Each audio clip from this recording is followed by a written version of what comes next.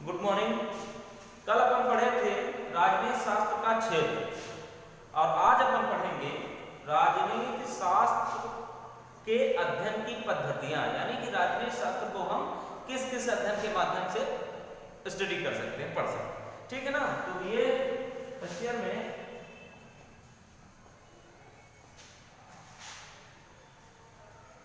First year political science,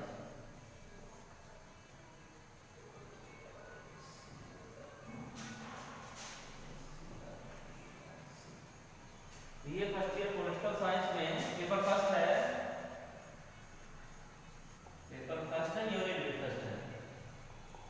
unit first. ठीक है। तो क्या अपन पढ़ रहे हैं कि राजनीति शास्त्र के अध्ययन पद्धतियों के संबंध में विचार।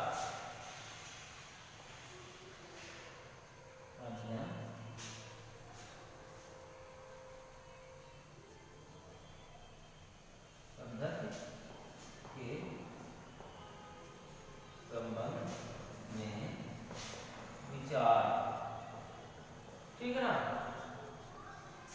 अध्ययन पद्धति के संबंध में विचार। तो तीन विचार अपने को मिलते हैं। कौन कौन से? काम्टे के शब्दों में, काम्टे के शब्दों में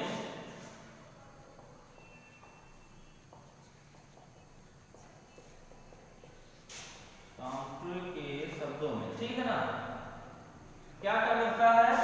नंबर 1 है, पहला क्या है? पर्यवेक्षणात्मक।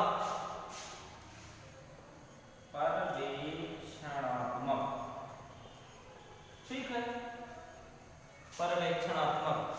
दूसरा है प्रयोगात्मक,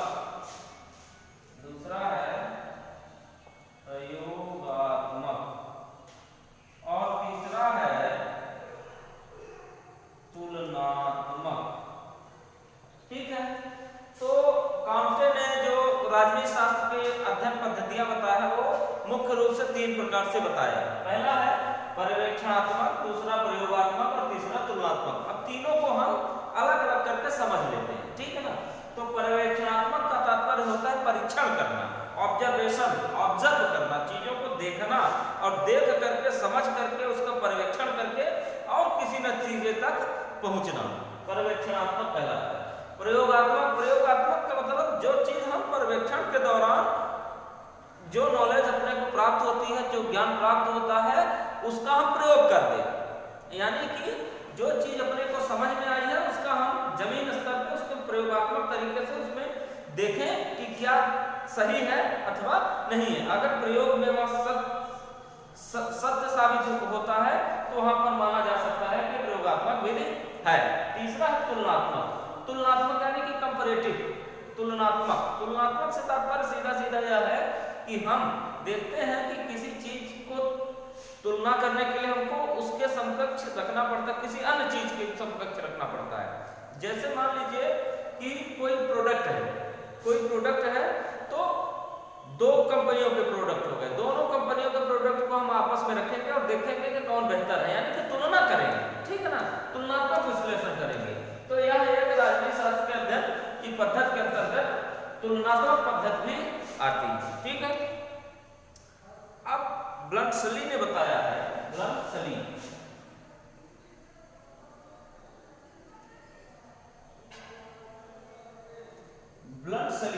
जो कि एक दार्शनिक है, वैज्ञानिक है, राजनीति शास्त्री हैं और विद्वान व्यक्ति हैं। इन्होंने बताया है कि 2 पद्धतियां इन्होंने बताया। कौन सी? दार्शनिक पद्धति और ऐतिहासिक पद्धति। पहला इन्होंने बताया है दार्शनिक और दूसरा बताया है ऐतिहासिक। ठीक है। राजनीति शास्त्र के अध्ययन की इन्होंने 2 पद्धति बताई। किन्होंने? ब्लंटसली ने। पहला दार्शनिक और दूसरा है ऐतिहासिक। अब दार्शनिक क्या होता है? तो दार्शनिक का अर्थ होता है कि किसी चीज को अनुमान लगा लेना, किसी भविष्य की चीज, होने वाली चीज को पहले से अनुमान लगा लेना दार्शनिक पद्धति में आता है। ठीक है ना। जो व्यवस्था आज है, जैसे आप पढ़े होंगे प्लेटो को अगली कक्षा में पढ़ेंगे। प्लेटो, अरस्तु, मैकियावेली, टी.एच. ग्रीन, अन्य विद्वानों को जब आप पढ़ेंगे तो उन्होंने कितने सौ वर्ष पहले, हजारों वर्ष पहले चीजों को, आज की चीजों को बता दिया था। तो यानी कि किस आधार पर बताया रहा होगा? दर्शन शास्त्र के आधार पे बताया रहा होगा। तो दार्शनिक पद्धति अध्ययन पद्धति के अंतर्गत आती है। दूसरा है ऐतिहासिक। ऐतिहासिक का तात्पर्य यहाँ पर यह है कि हम देखते हैं जो आज वर्तमान समय में परिस्थितियां हैं, हम पिछली परिस्थितियों से इसको लाकर जोड़ते हैं, तो ऐतिहासिक पद्धति कहलाता है। यानी कि जो गुजरा हुआ समय, जो राजनीति शास्त्र का गुजरा हुआ समय है वह कैसा रहा है, इस पर अपन एक निरीक्षण करते हुए एक परिणाम तक पहुंचने की कोशिश कर सकते हैं। ठीक है। फिर है जे.एस. मिल। जे.एस. मिल ने क्या कहा है? जे.एस. मिल का बताते हैं। इन्होंने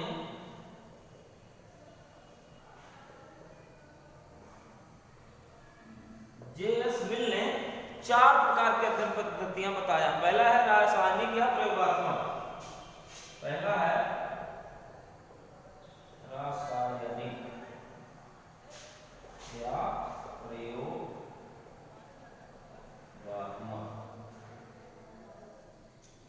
रासायनिक या प्रयोगात्मक। दूसरा है, इन्होंने बताया है अमूर्त या भाववाचक। दूसरा है अमूर्त या भाववाचक। तीसरा इन्होंने बताया है भौतिक या निगमात्मक। भौतिक या निगमात्मक। भौतिक या निगमात्मक। चौथा इन्होंने बताया है ऐतिहासिक।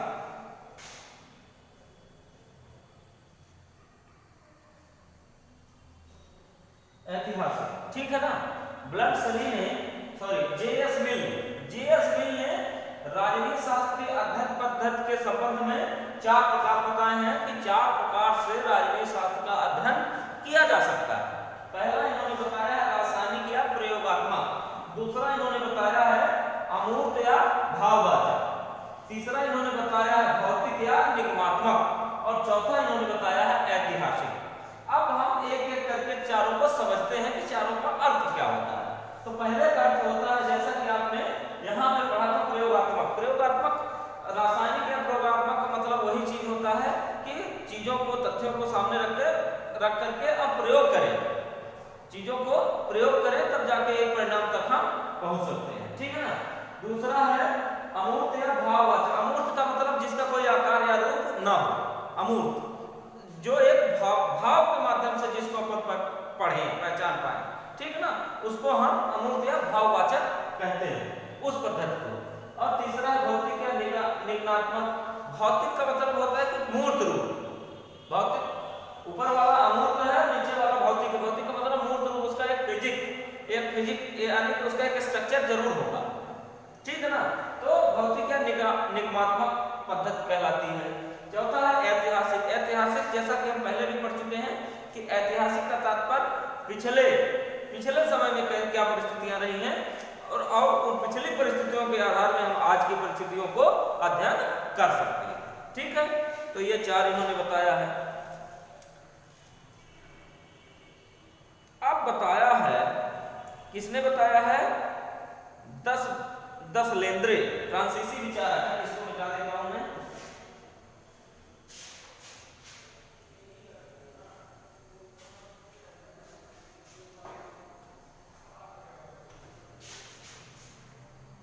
ठीक है। फ्रांसीसी विचारक,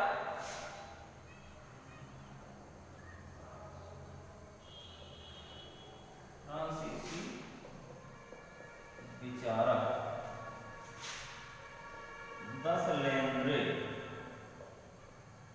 विचारक 10 लेंद्रे ने अध्ययन पद्धतियों के विषय में बताया है। इन्होंने 6 अध्ययन पद्धतियां बताया है। कितनी अध्ययन पद्धतियां बताया है? 10 लेंद्रे ने 6 अध्ययन पद्धतियां बताया। पहला है सामाजिक, दूसरा है तुलनात्मक, ठीक है ना। पहला है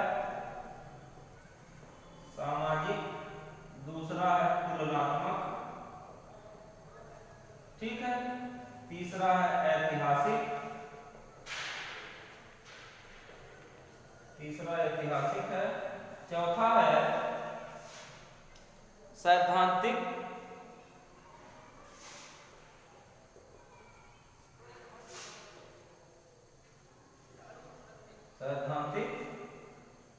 पांचवा है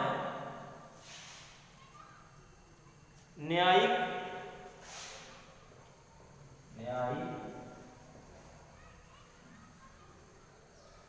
और छठवां है सद्भावना की पद्धति।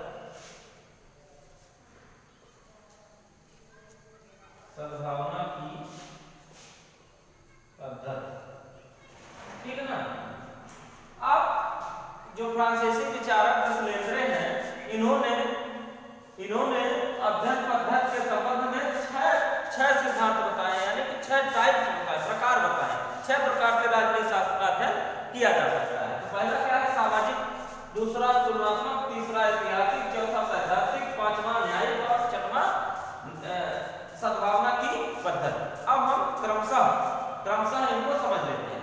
तो पहला है सामाजिक। सामाजिक का तात्पर्य है कि राजनीति शास्त्र का जब अध्ययन करने जाएंगे तो हम सबसे पहले सामाजिक स्ट्रक्चर, सोशल स्ट्रक्चर, सामाजिक ढांचा को स्टडी करेंगे, अध्ययन करेंगे कि समाज में रहने वाले, निवास करने वाले लोगों के की विचारधारा क्या है, या उनका जो रहन सहन है, जीवन यापन है, उसमें राजनीति कहाँ प्राप्त हो रही है, यानी कि राजनीतिक एलिमेंट तत्व कहाँ मिलता है, हम उसके आधार पे निकालेंगे, पहली चीज। दूसरी चीज तुलनात्मक वही जैसा कि पिछले वैज्ञानिक ने बताया था। तुलनात्मक का तात्पर्य यहाँ पर यह है कि हम दो परिस्थितियों को आपस में मेल करके और तुलनात्मक विश्लेषण करके और एक निष्कर्ष तक पहुंचेंगे। तीसरा है ऐतिहासिक, यानी कि जो वर्तमान परिस्थिति और पुरानी परिस्थिति, यानी कि ऐतिहासिक परिस्थिति को हम तालमेल बैठा करके एक नए निष्कर्ष तक पहुंचने की कोशिश करेंगे। और सैद्धांतिक का मतलब यह थ्योरेटिकल, यानी कि हम सिद्धांतों को देख करके, जो राजनीतिविद हैं, राजनीति शास्त्री हैं, उनके बहुत सारे राजनीति शास्त्रियों के सिद्धांतों को स्टडी करते हुए, अध्ययन करते हुए हम एक नए सिद्धांत तक पहुंचने की कोशिश करेंगे। और न्यायिक का मतलब यह है कि हम जिन सिद्धांतों को स्टडी कर रहे हैं या अध्ययन पद्धति का इस्तेमाल कर रहे हैं, उसमें न्याय मिलता है कि नहीं मिलता है, न्याय संगत है कि नहीं है, तर्क संगत है कि नहीं है। ऐसा नहीं है कि हम कुछ भी स्टडी करके और सामने रख दें जो कि पूरी तरह से गलत होगा। और अगला है सद्भावना की पद्धति। सद्भावना की पद्धति का मतलब यह है कि हमारी स्टडी, जो हमारा जो अध्ययन है, वह पूर्ण रूपेण एक तर्क पर हो, न्याय पर हो, सत्य पर हो। ऐसा ना हो कि मतलब अनैतिकता से भरा हुआ हो, ऐसा नहीं होना चाहिए। ठीक है ना। तो कोई भी अध्ययन पद्धति में न्याय संगत या सद्भावना की पद्धति का होना परम आवश्यक है। ठीक है। तो ये चीजें आप अच्छे से देख लीजिए, समझ लीजिए, स्टडी कर लीजिए, जिससे कि आप इसको अपनी नोटबुक में भी कर सकते हैं और इसको आप याद भी कर सकते हैं। किसी प्रकार की कोई दिक्कत हो तो हमसे तुरंत कांटेक्ट करें। अच्छा, आप लोग बीए फर्स्ट ईयर के छात्र हो तो आपको कम से कम एक बार कॉलेज आना